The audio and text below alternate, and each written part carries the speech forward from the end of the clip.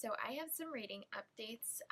Right now I should be reading, but instead I am catching up on some videos. Hi Chelsea, you're a favorite.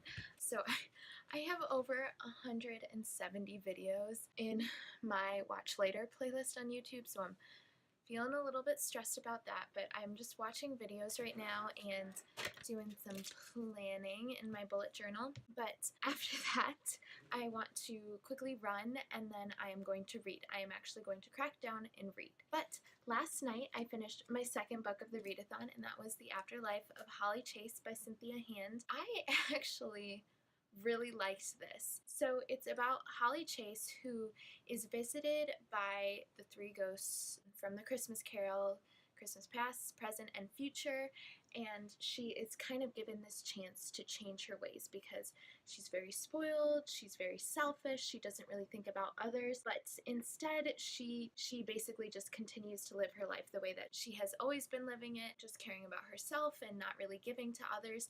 And so as a result, she ends up dying, and then she becomes the ghost of Christmas past. She's in this position for 5 years because there's this company called Project Scrooge that basically picks a Scrooge every year and does the same thing that she experienced so that they can try and save these people and in turn make the world a better place. So she, as the ghost of Christmas present, or Christmas past, has to go through this. Every year she has to help find these people and, you know, see the different characters in their life that contribute to who they are. But then on her 5th year of doing this, they pick a Scrooge who is actually around her age that she was when she was the Scrooge, and she notices a lot of similarities in him that she had in her own life. So she kind of feels connected to him in a way that she hasn't before, and that kind of changes the trajectory of her job and her position. So I actually really liked this. I mean, there were times when it was super cheesy and very lighthearted, which is fine. Like, I kind of love that around the holidays, but I also think there was like a lot of great lessons in this, and this is so like oddly and randomly specific, but now I really want books where there's this company or this organization that exists in the real human world, but normal people don't know about it, like Project Scrooge. You know, the way that it has kind of this magical, fantastical element to it, but it exists in the normal human world and not everyone knows about it. Like, I really want that. I want more books like that. So if you know anything like that, for some reason, just let me know. But yeah, so I'm not sure what I'm going to rate it. I'm kind of deciding between 3.5 and 4, so enjoyed that. And then I did start Reasons to Stay Alive by Matt Haig. I'm not very far. I'm only 16 pages in, but already I am connecting to this book in so many ways. Like, I see so much of myself in it. It's definitely, at least the beginning is very hard to read. There's a lot of trigger warnings for depression and mentions of suicide and suicidal ideation. So if that's something that you're still really having a hard time thinking about and hearing about and reading about, then this is probably something that you don't want to pick up just yet. But I am already so blown away by it. So I can't wait to continue this. I think I'm going to end up taking it slow because honestly, I am highlighting so much of it. It's crazy. But I filmed a video yesterday, and now I actually really want to pick up Everyone's an Alien When You're an Alien Too by Johnny Sun. This is a book that will definitely make me feel warm and fuzzy. I've read it before. I absolutely love it. It's like a graphic novel, and it's just, it has so many good messages, and it's so beautiful. It's so cute. I really want to pick it up. But I also want to start Always and Forever Lara Jean soon. So I'm going to continue watching videos and planning, then I'm going to run, and then I'm going to read. So ready, break. Oh my gosh. So I'm reading Always and Forever Lara Jean. I'm on page 89, and Margot, Lara Jean's sister, brought home her boyfriend, Ravi.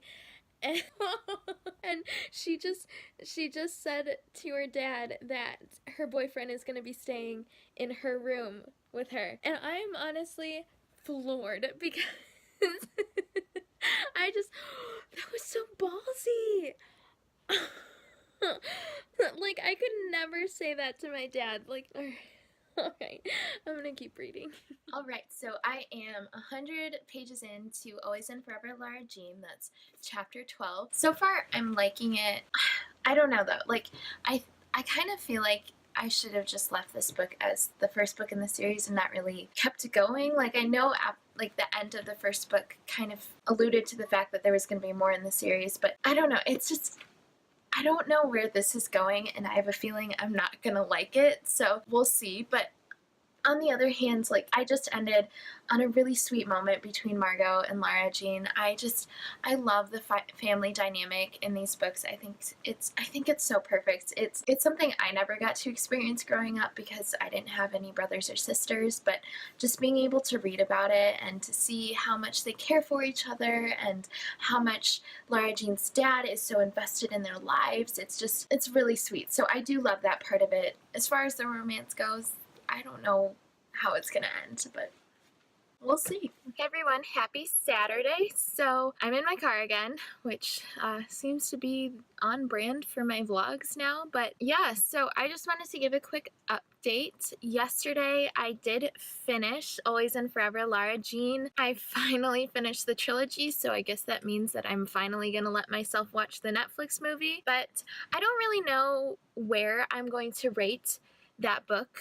I still kind of feel like the first one is my, I don't know. It's so hard to say. I think the second one might be my least favorite. I did really like John Ambrose McLaren, but I think a lot of the conflicts and the discussions in the second book in particular weren't really something that I enjoyed about the book. The third one specifically was really interesting because I related to so much of it. I think before it was kind of easy to see Lara Jean as this really naive, kind of juvenile character, and she still has that characteristic about her, but I think it's a little bit, I think in this book we finally kind of start to see her grow up and to kind of make decisions towards her future that are mostly for her. And I think a lot of her stress and anxieties about the future and making decisions were things that I related to really, really hard. I am graduated from college, but I'm trying to go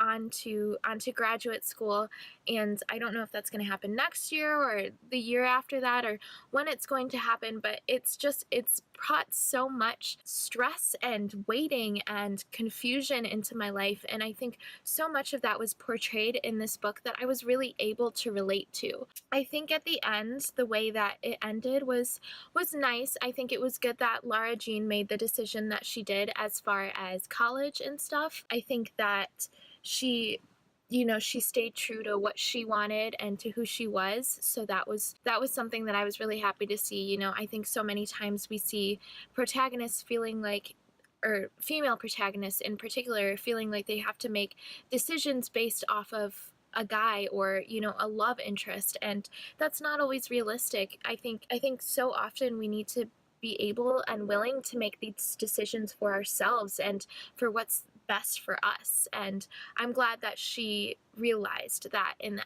end. So I finished that yesterday, so that's 3 books done in the readathon. I am not really sticking to my TBR right now. I did start Everyone's an Alien When You're an Alien Too. I could finish it.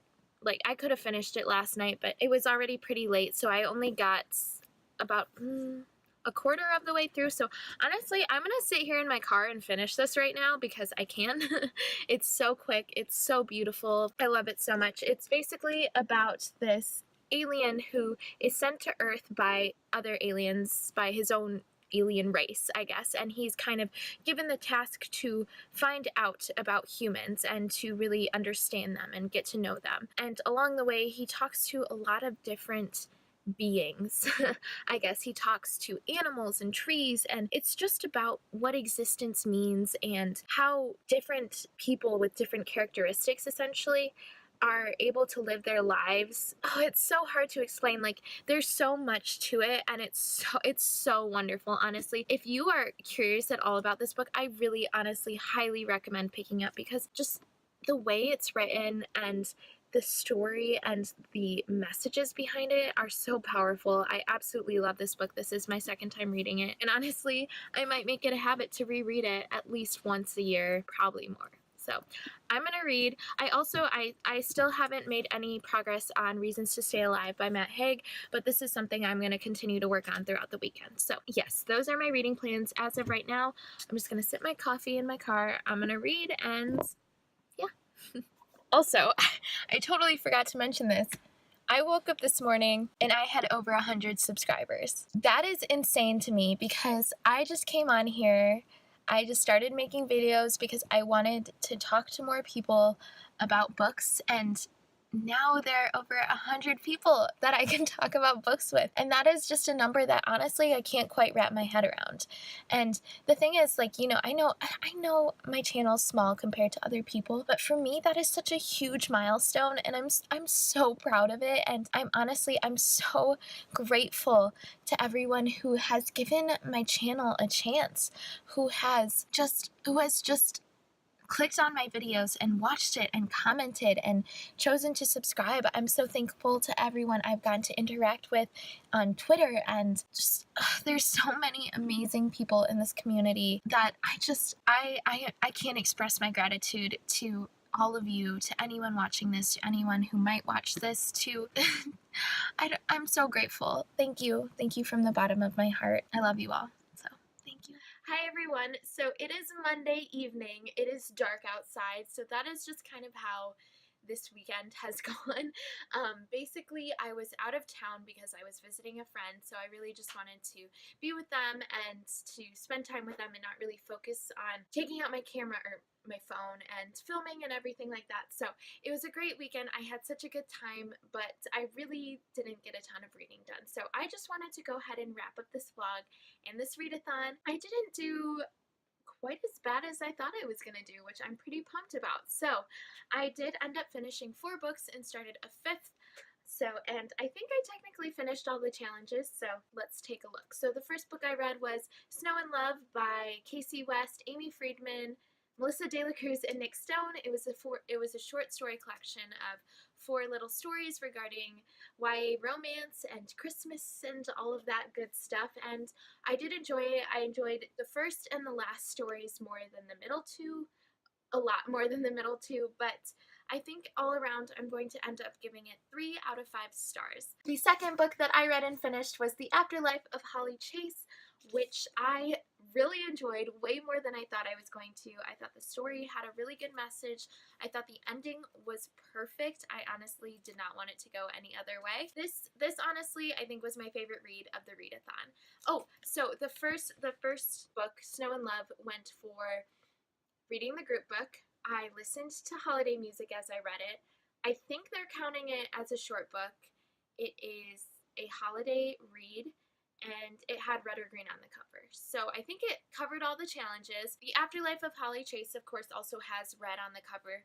This one, I actually listened to holiday music. I listened to like a Yule log and like instrumental music, I think, for all, if not the majority, of my reading time with this. So that one definitely went for that challenge. It is, of course, a holiday themed book. Oh, and they both made me feel pretty darn warm and fuzzy. So that was the last challenge that I forgot. Yes, warm and fuzzy, both of those 2 books. The next book that I finished was Always and Forever, Lara Jean. I actually finished this in 1 day, which is really exciting. This is, of course, the conclusion to this trilogy. I enjoyed it. My favorite part of it was seeing Lara Jean's struggle and the process of her decision to going to college, because I felt like that was very relatable. I liked that she really took into account what she wanted to do as an individual, and she wasn't always thinking about what other people wanted her to do. So I thought that was a really great aspect of this. This book definitely made me feel pretty darn warm and fuzzy. It kind of has some green. It has some green on the cover, very subtly.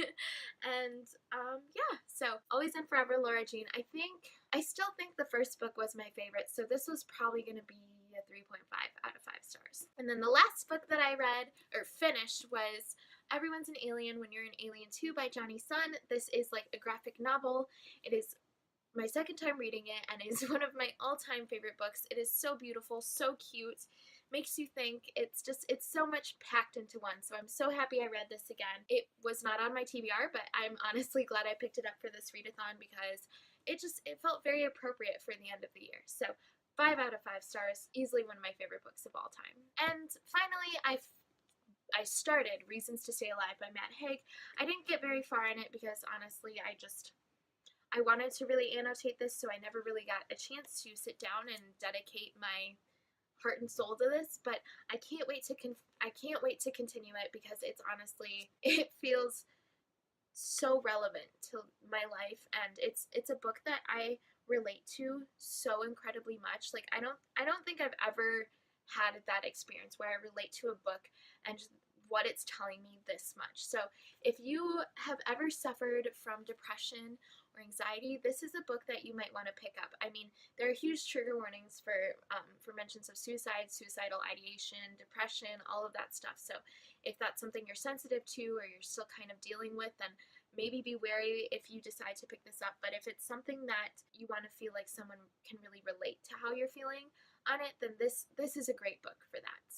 So far, I'm not very far into it, but I'm loving it so far. So yes, that has been TisTheSeasonAthon. This was my first ever weekly readathon, and I had such an amazing time. I watched the live show last night. I had such a great time watching Chelsea's daily vlogs and Heather's vlog and just like, it's been so much fun. I have really enjoyed it, and I hope they continue to do this because this was honestly the perfect thing to get me in the holiday spirit. So if you did this, I hope you enjoyed. I hope you had as great of a time as I did, and I hope you were successful in your reading. And yeah, I would love to have you back, so I hope you'll choose to subscribe, and I'll see you in my next video. Cheers!